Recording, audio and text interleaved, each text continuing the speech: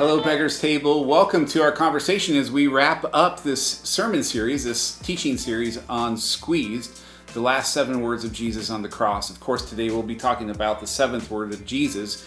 And my friend Rustin and I will be addressing some of the questions that this teaching series has raised. There's a lot of good questions here, like what do we mean by the false self? What do we mean by the true self? Why the 7 words of Jesus? Why are we spending so much time on the 7 words? Do these words together take us somewhere healthy? I think that this is a really interesting conversation. I'm really excited about it, and I'm anxious for you to join us. So please engage with us and join us as we wrap up our series on Squeezed. Well, Rustin, it's good to be with you.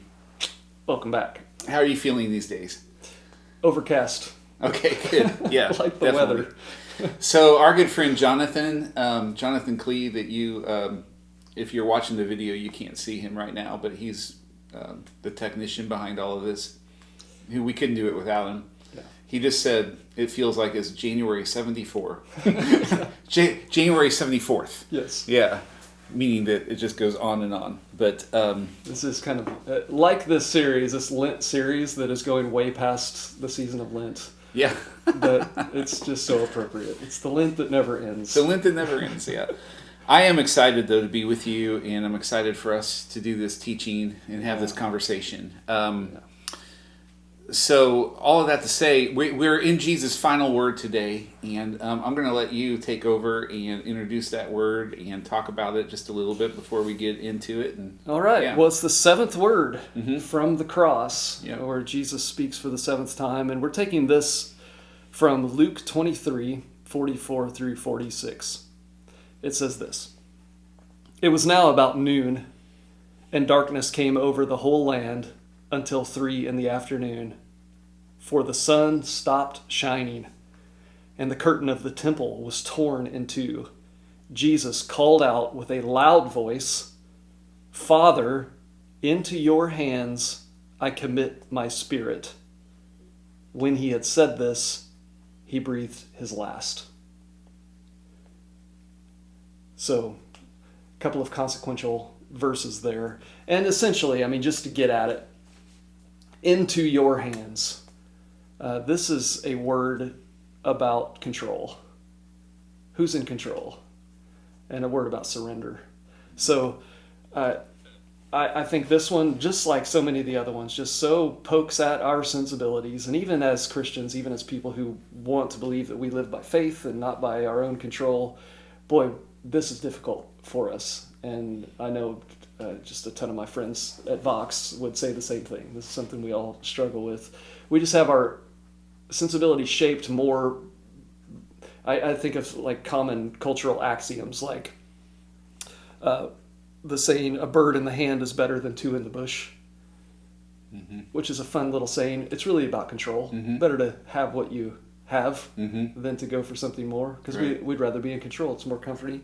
I even thought of the question of, or the saying about, I'm thinking about lawns these days, because my father-in-law is helping us with our lawn, because it's terrible. Okay. But what's the famous saying about your neighbor's lawn? The grass is always greener. It's always greener on the other side. Yeah. Which, if you think of that in reverse, what that's really a saying about is control. It's better to have what you have, where you have control, than to give that up for something on the other side that might look better, but it may not be better. Right? So it's the same kind of sensibility. We're just so hardwired to want to control what we have, and everything about that in us works against the Christian life. Yeah. And it's that need for control is something that's in us, like you said, but it's also all around us. It's the culture we grow up in. Yeah. So the conversation that we're having right now, the last 7 words of Jesus, let alone everything about Jesus, is really counterintuitive to the way that we're taught to live. And the way that we're taught is responsible, the way that we're taught to lead. Yeah. Yeah. So I think, Rustin, what we should do is circle back around to this idea of giving control to God when we wrap up, right? So for anyone who clicked on this video and is tempted to stop watching, you're going to have to stick with us to get to this word again. Okay. Yeah, it's going to be good stuff. Let's go on a journey here. Let's go on a little bit of a tangent. So much of the conversation we have about the 7 words is wrapped up in language about our false self and our true self. So we've been repeating that over and over again. We talked extensively about it. Even before the virus hit, I was talking about false self, true self, and completely confusing my congregation, probably because I'm confused myself. But yet I know that there's something really true and good here. Yeah. That this is the journey of Christ, and the journey with Christ is a journey to the cross, and that's a journey that involves leaving something that we're calling our false self. I think Scripture sometimes refers to it as our old self, and we're leaning into and putting on the clothes of our true self or our new self. Okay. And all that to say, my people, and I totally understand this, a lot of times grapple with this idea, and I don't always know that I'm communicating it very well. Yeah. And people are like, what do you mean? What is the true self? What do you mean? Mm-hmm. So in fact, when we started this series, again, it was before the virus hit and our small groups were still meeting together. Mm-hmm. One guy from a small group started texting me questions that the group was coming up with. And I didn't know that he was in a small group. I just, all of a sudden, I started getting these texts that were like, well, what does the true self mean? And so I had silly responses, but I thought what I would do is I'm going to bring his questions to you. Because the truth of the matter is I feel like you explain everything much better than I do. So I'm gonna let you take a shot at this, okay? Great. What do we mean by false self and true self? So first question you texted is, what's the difference between your false self versus just trying to be the best version of yourself? Now, that's good. What I've learned to do through the ages is that I tend to respond to questions like this with a question. That's always the best. Yeah. So that way you don't have to give an answer. That's right. So I'll let you know what I said. I said that was a loaded question. I said it brings up more questions like, what do you mean by the best version of yourself? Like that. Yeah. Like we have to figure that out. Right. So then he responded, that's a good question. So we have all these good questions. He said, maybe trying to project your deepest ideals. Like if it's who you want to be, so you try to be it, but it takes a constant effort, and Now I'm going to let you take over here, but this is what I said just to get it over with. I said this is a slippery slope. I said it's counterintuitive to the way we're taught, but our true self in general isn't related to our efforts to be anything. Yeah. I said it's not that we quit trying to achieve ideals and all that, but we live into a profound truth that those efforts, whether they're successful or whether they fail, aren't really us. I could be totally wrong, and now you're hearing why my congregation is confused. Okay, so Rustin, take it away. What are we talking about here? Okay, how would you respond? Well, first of all, with empathy, because it is confusing. It's abstract. In fact, this language of true and false self comes from middle 20th century psychoanalytic folks who came up with that term, true and false self. I don't know that it existed before 1960. But the way that we've used it in the church is to not try to completely be accurate to that theory of true and false self, but to pick up a thread that runs from modern thought back through, even Freud and the idea of the ego, and but as you said, back through Scripture and the idea of what did you call it? The new self and the old self, and it's also connected to language of spirit and flesh, living out of the flesh versus living out of the spirit.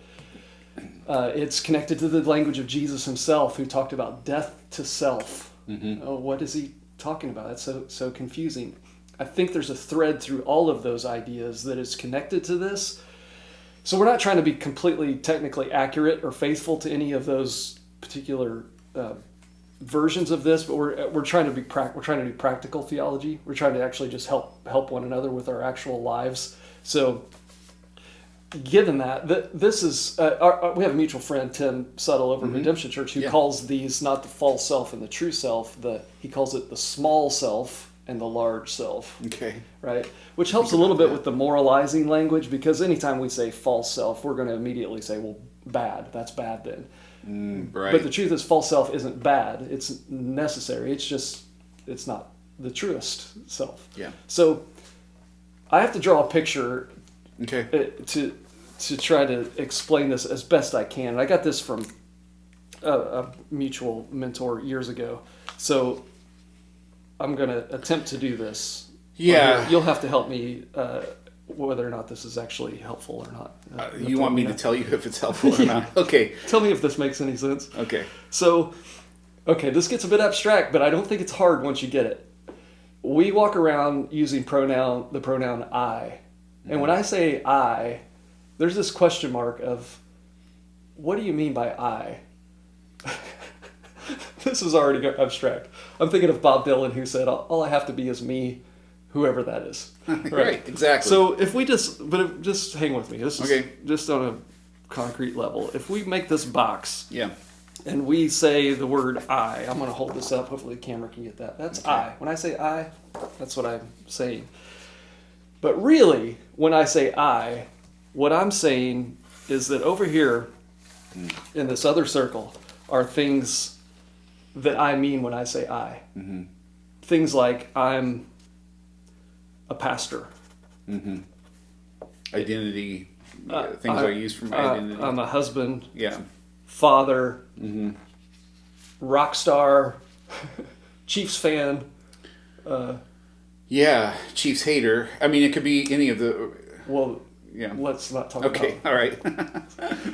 Let's not talk about sinful people. I totally hear what you're saying, though.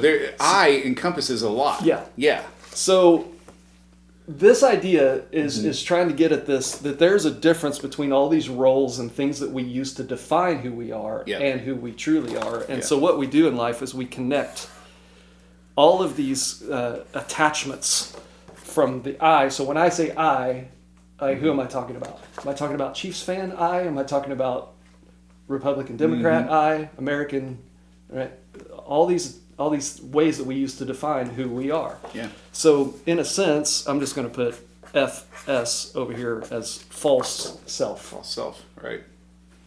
And what happens is something comes along that is strong enough to break all of these ties between the I that I say when I say I and all of these things. And usually that is what we're talking about in this series as a death experience. Mm-hmm. Death comes along and breaks these things. It separates you from family, separates you from job, from money. So if I'm laid off and that job is part of I, then there's a death experience. All of a sudden I'm going, who am I? Who am I? It's like drowning in a deep pool, right? That's right. And what we do when those ties are broken, typically, is that we double down and we go around that death experience and we create new attachments to things. So let me give you just a really painful one. A few years ago, I bought a motorcycle, and one of my good friends, who I thought was a good friend, it might have been you, asked me. I said, I got a motorcycle, and the question was, how old are you? I did not do that. I did not say that. I think a motorcycle is the coolest thing. Might not have been you. Yeah. But you're the type of person who would say that to me, so I appreciate it. Meaning, is this a midlife crisis? Is it a midlife crisis? Am I doubling down on identity things because something is painful and separating me from my idea of youth and freedom? Yeah. Okay, so I need to double down and buy a convertible or buy right. So that's cartoonish, but that totally get it. And of course, I was doing that out of a pure spiritual exercise and not out of any kind of You were not having any kind of midlife crisis. That's right. Yeah. But that's the idea, is that we find our identity in all of these things that can be taken away from us in death. And when one of those is challenged, then we tend to double down in it for comfort, for identity, right? Yeah. So not all of that is bad. It's not bad to be a husband or a father or own a motorcycle. So the Christian life gives us this alternative to doing this, to keep, to double down. And one of the daily readings this week was John 15, where Jesus talks about abide in me. Abide in me. I'll be in you, you'll be in me, I'm in the Father. There's this And what that does is it creates this new box that is not tied up in any of this. And this is what we might call the place of abiding. This is the place where, in some ways to talk about it, is the Holy Spirit is in us or among us. So I'll just, for abbreviation, put Holy Spirit down here. That when we begin to follow God and surrender ourselves, that we get this other presence in our life that is with us. Jesus said, I'll be with you. If I go away, I'll send an advocate. That was all in this week's reading. It was, yeah. And when we learn how to connect to that, then we have a perspective for the first time that is outside of I, that is not this. So no longer do I need to say I and think, how do I know who I am? Well, I have a motorcycle. That's how I know.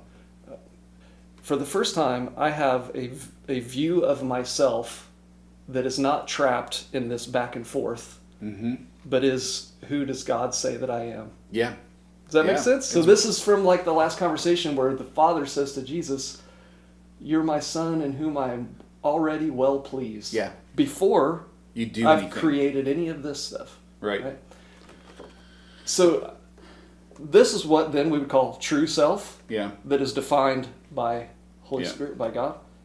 This is false self, not bad self, but false self. And you'll know it's false when you hit a death experience that will separate you from all of these. Yeah.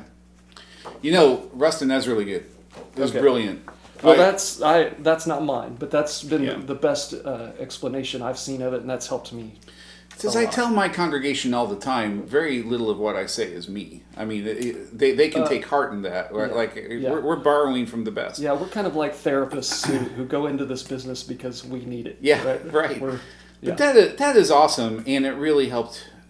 For me, it helped me to understand a lot of it, and I hope that that's true for everyone watching. Yeah, and of course, as we've said during this series, if you get this right and live from here, then you go out and create wonderful things over here. Wonderful families, hopefully wonderful churches. And well, we'll see. Well, that's another conversation. But may it be. I want to move us along in this conversation, and you know, at Beggar's Table, we've been calling this conversation "Squeezed," and the whole idea is that when we are going through a death experience, it squeezes us, and what happens is what's most important about us comes out. So I have heard some people say, I think you've heard some people say, who maybe think that we're spending way too much time on this 7 words of Jesus on the cross. Yeah. Like, they're just sentences. Maybe maybe we don't need to focus so much on these things, but my rationale in doing this is that when we watch Jesus on the cross, we're seeing the squeeze take place in him, and what comes out of him is the essence of Jesus, like maybe the most important thing.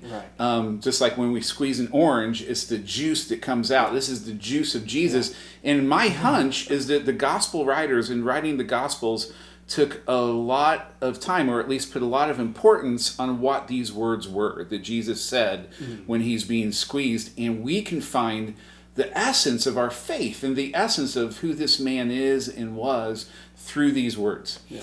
And Rustin, I've been doing some work with these words, and we've talked some about this. I really believe that if we look closely and if we want to, we can see these words, the 7 words, as a map of sorts of leaving the false self and living into the true self. Okay. In some ways, they're a trajectory.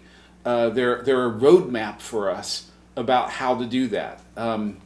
And so what I want to do is take us through that really quick and then invite your commentary. And of course, people watching us or listening to us, I invite you to have your own conversations about this. Mm-hmm.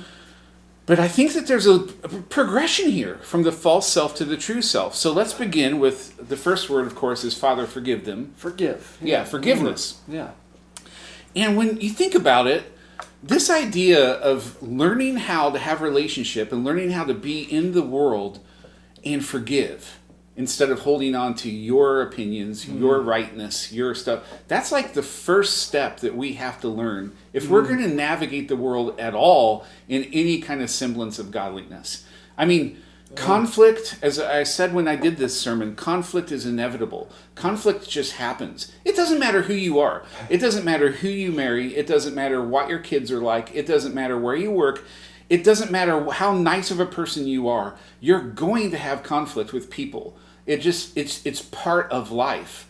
And so if you don't learn how to say, I forgive you, and believe me, I'm not suggesting that's easy. But if you don't learn how to do that, then you're not even going to get out of the gate. It's like the biggest sign that you have not even started to shed the false self is if you cannot forgive. Yeah, it's easy to see how that could be true. I immediately think of one of my favorite C.S. Lewis lines. He said, "Everybody thinks forgiveness is a great idea until they have something to forgive." Yeah, right. Because we all know it's so hard. It's hard. It's totally hard. And it's probably why so much of our faith depends upon that story about forgiveness. It's not only giving but receiving forgiveness. It's that letting go of the past and moving forward becomes kind of the big conversion experience of Christianity. Yeah. So, okay, I'm with you. So we start there, and then the next word has to do with our heart, our desire. When we talk about our heart, we sometimes use the language, I think Dallas Willard said this, of our wanter. It's our wanter inside. Yeah. And what we talked about this year when we looked at the truly I tell you, today you will be with me in paradise, is that what's happening here is we're identifying the desire of the second thief, which was to be with Jesus. Mm-hmm. So you look at the two thieves on the cross that died with Jesus, and you've got two different pictures of desires. And the first thief is probably more like we all naturally are. It's more of a false self thing, where our biggest desire is for ourselves. Our biggest desire is for our protection. It's for our safety. It's for even our being saved on the cross. You know, help me get off the cross as you get off the cross. Save yourself, that kind of thing. Right. You're a fool if you're the Messiah and you don't save yourself. Yeah. But what we see in the second thief is a picture of a changed desire, which is, you know what I want isn't that. I'm not going to ask for anything besides, can I be with you? Yeah. I want to be with you. Yeah. Jesus, don't forget me, and let me be with you. Which I even see in Jesus' ministry. One of my favorite moments is when he turns to someone and says, what do you want? What do you want me to do for you? Yeah.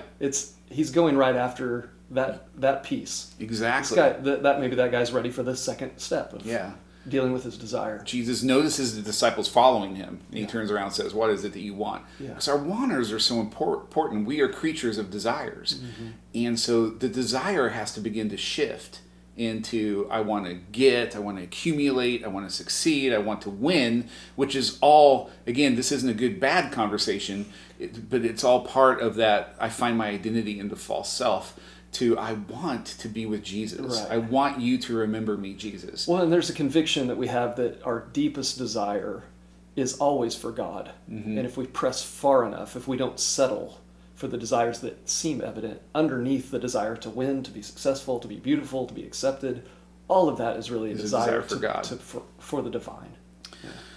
So we need to live into that. So my idea is that once we get to the place where we can begin forgiving, then the next thing to address is our wanter, our desires. Yeah, our wanters need to be reformed. Yeah. Now, it's only until, this is the thing, it's only until we become people who truly learn to navigate our lives with forgiveness, because the conflict is there. It doesn't matter where you are, who you are, you're going to have conflict. Right. Until we learn to navigate with forgiveness, and until our wanters begin to be shifted away from just our own, for lack of a better word, selfishness, we're not going to understand, let alone maybe even want to be a part of the community around the cross. Because that's the community of the church. Mm-hmm. That's the community that Jesus forms with the third word, where he says, woman, behold your son, and then behold your mother. He's forming the church. And the thing is, this is a community that is for people who are beginning to make this transformation away from the false self. And so that's the next step that we have on this roadmap. Now you're beginning that, so welcome to this community. You're going to be joining with other people who are actually trying to live from humility. right? Okay. All right. A community of practice. So we've gone from forgiveness, to dealing with your desires, to being ready to enter a community that's going to practice this together. Practices a community those. of forgiveness. Yeah, it practices those. That's why the church can be a real odd place for people, and might not just seem immediately accessible, because it is very different from the communities of the world that we're usually focused on our own lifestyle. And well, our friend Jonathan Jones taught me this years ago that community is a discipline. Yeah. And so if you're irritated, it's working. Yeah, right. And that's what we're doing. We're learning how to give and receive forgiveness in community. Exactly. Yeah. I mean, so for each one of these, we could give full sermons, and I guess we did in a way, but we could do it again. It's so tempting. But we move from that word to the fourth word, which is all of a sudden where almost the rubber hits the road, because now we have, why have you forsaken me?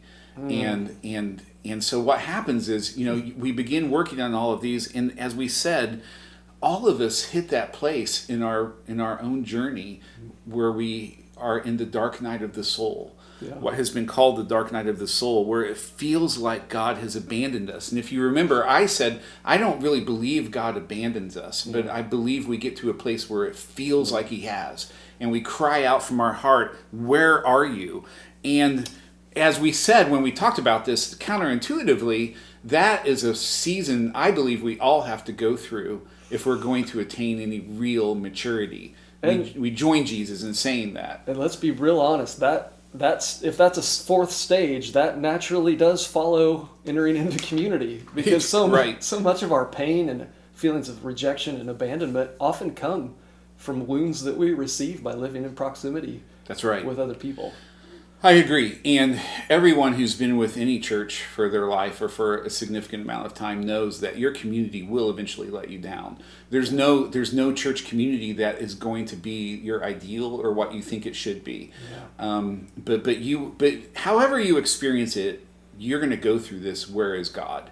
Yeah. And the thing is, even if you're not on this journey, you're probably going to go through that place anyway, unless you're really not in touch with yourself. You'll probably get to the place where you're going, where is God? And unfortunately, a lot of people just say, you know what, I'm not a Christian anymore. I'm going to be an atheist or whatever. Yeah. Yeah. But if you're on this journey, then this is, again, it doesn't feel like it, but it is a healthy step that propels you forward. It doesn't feel like progress, but it actually is. Yeah, because it's progress into letting go. Mm-hmm. That's the thing. Yeah. We don't think of progress as letting go. Yeah. But this is what we are doing. We're progressing in letting go. So it's counterintuitive. Okay. Yeah.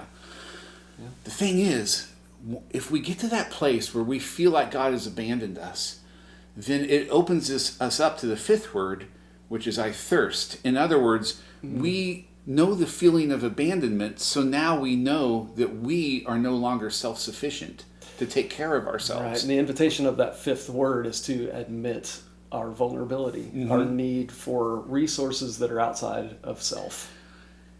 If we truly go through the word of forsaken, then we arrive at a place where we know that I can't make it without you. I can't make it without you. I can't make it without people. I actually have needs. And the thing is, we're so trained, Rustin, to see that giving is a virtue, but receiving is not. Yeah. And can you imagine if a church if you went to a church's website and there was a page that, instead of just talking about the ways we can give, said, here's everything we need. This is what we need. Wouldn't that be amazing? If I can imagine it being a very small church. Yeah, exactly.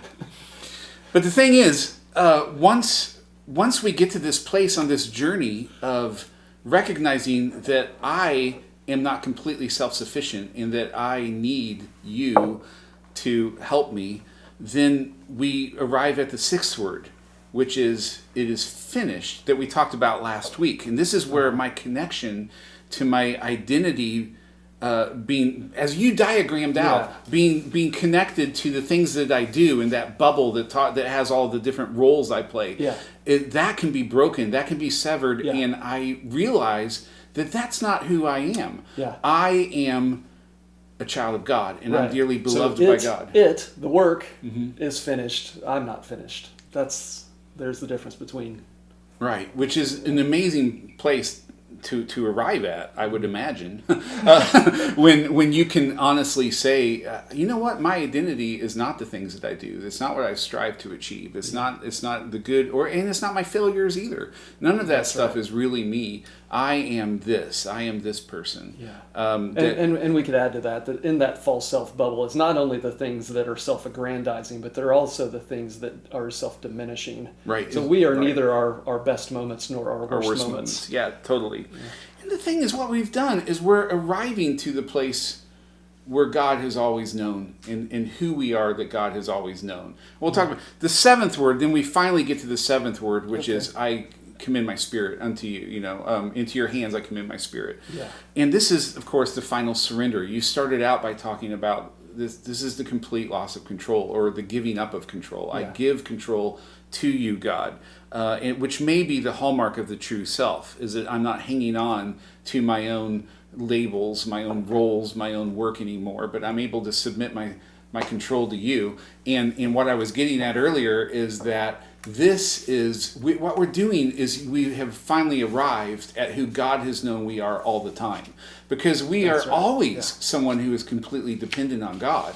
It's just we are living in a state of disillusionment where we don't know that. We believe that we are our achievements, we're what we do, our work and our relationships and everything. Yeah. But God knows you are someone who is dependent on me. And what we haven't created this. We haven't gotten to the seventh word because we've worked to achieve it.